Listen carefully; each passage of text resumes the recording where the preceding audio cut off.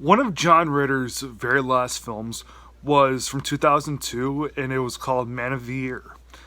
It was a movie that was shot live, and yeah, whenever you think of things being done live, you always think of like TV shows. But it's a normal movie being shot live, like it's that's kind of cool stuff. It was shot with a whole bunch of different cameras in this house.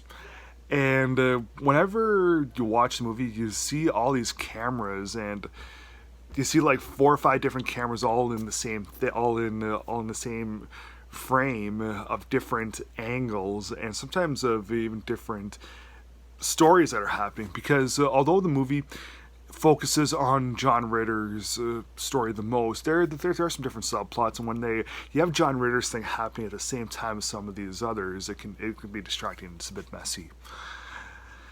So the movie deals with John Ritter, who is this well-respected businessman, and his firm is holding their annual Man of the Year party for him.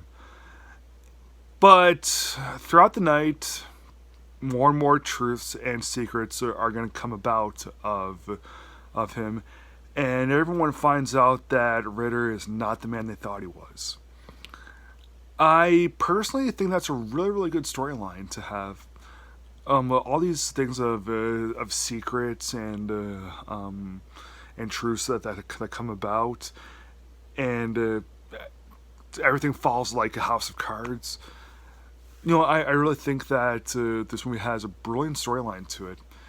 If they would have had a normal script, had a normal director, and didn't have so many different cameras that could be messy and distracting, this would have been a really good film.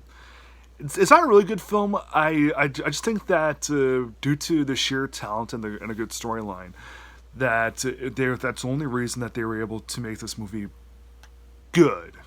Like this movie, it's obviously not great, but it is good. And frankly, if I can see if people don't like this film, it's totally understandable why. Yeah, this movie may be flawed, but it has enough good to for me to be like, what, I recommend you see this, especially if you like John Ritter.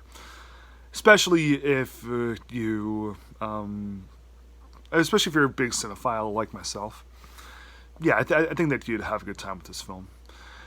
It is sad at times, but it was like no great film can ever be too sad, like Schindler's List. The movie may have some flaws to it. It may have quite a bit of flaws, like as I said, the cameras and all that stuff. But I don't want to really give this movie. I don't really want to bash this film. This movie, it's good. Let's just leave it at Man of the Year from 2002 is a good movie. I'm gonna give it 3 stars out of 4. Please subscribe.